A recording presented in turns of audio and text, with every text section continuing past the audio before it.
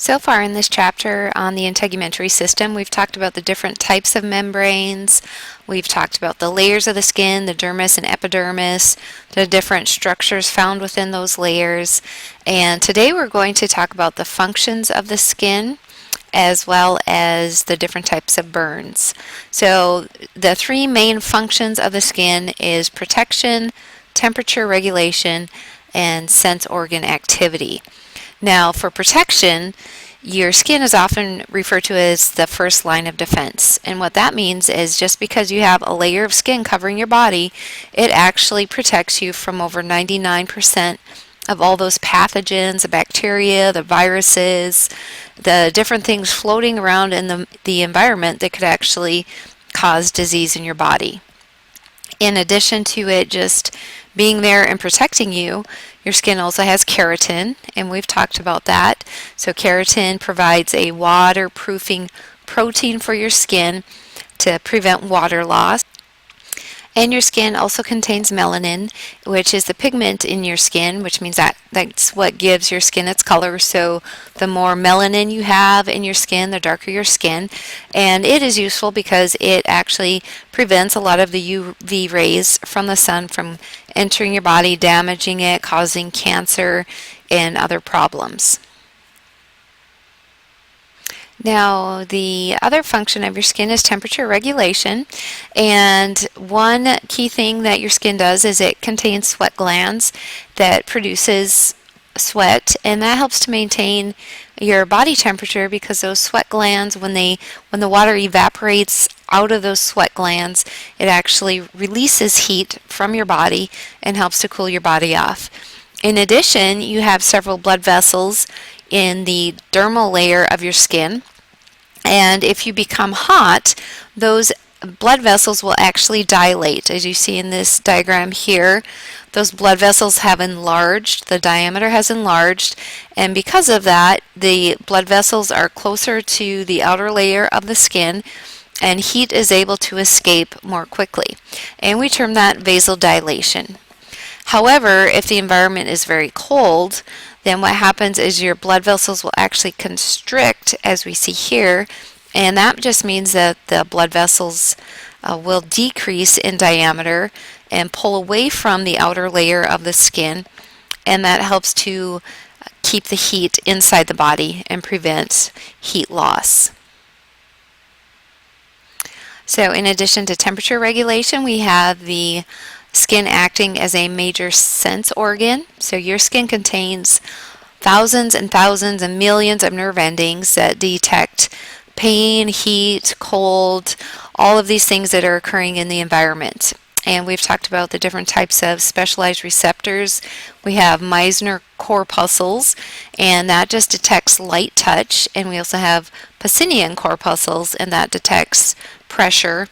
In addition, we have other receptors that detect heat, pain, and cold. And I just want to mention, if at any time, if this is going too fast, feel free to stop it, pause it, and write down what you need for your notes.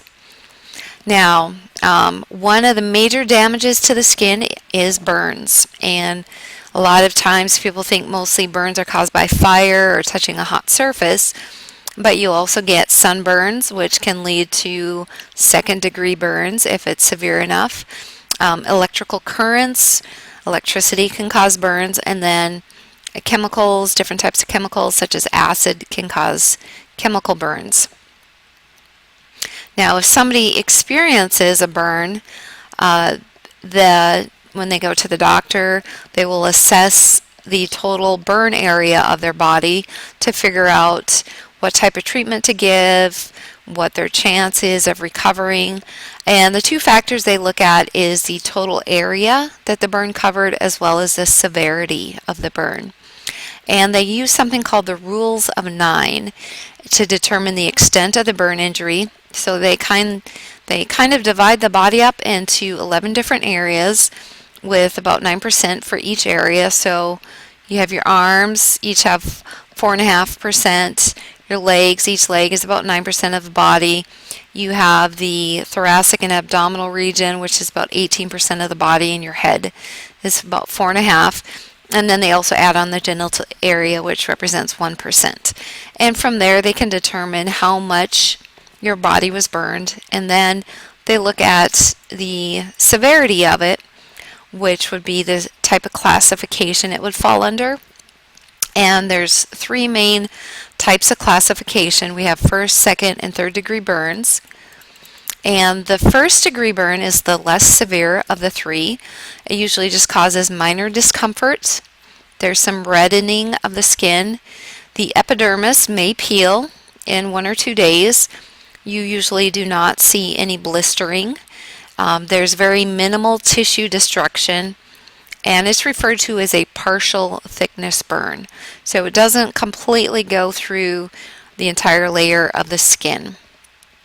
And here you can see an example of a first degree burn, and you can just see there's a partial thickness burning on the epidermis of the skin.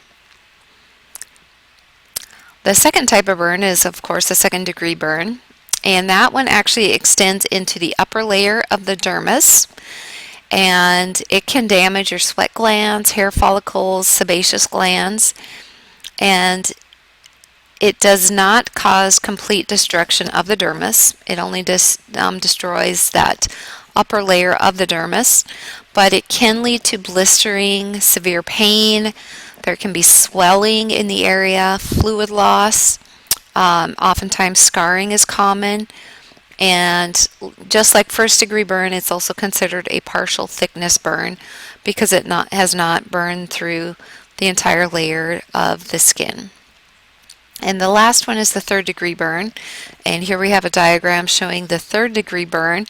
And you can see here this third degree burn has gone through the entire epidermis as well as the dermal layer.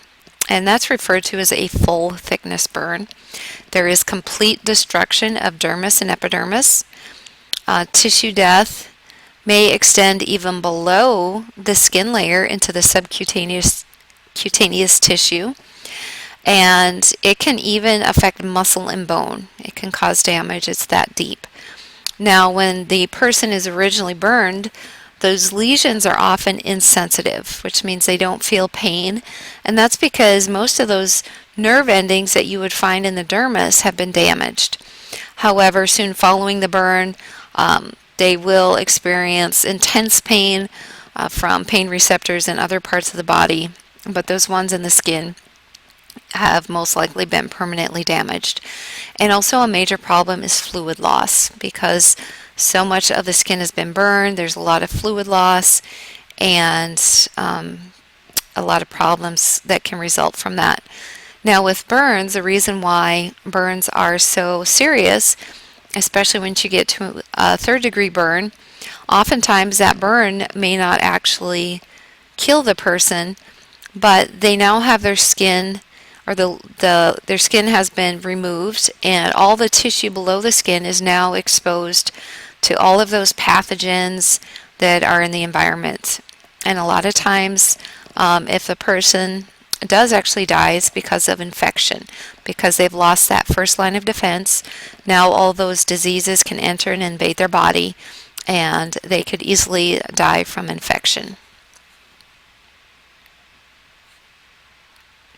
Once you have finished taking your notes, the sub will provide you with a review I would like you to work on, and your review will be due for tomorrow, so you should be able to finish it, and whatever you don't finish is homework.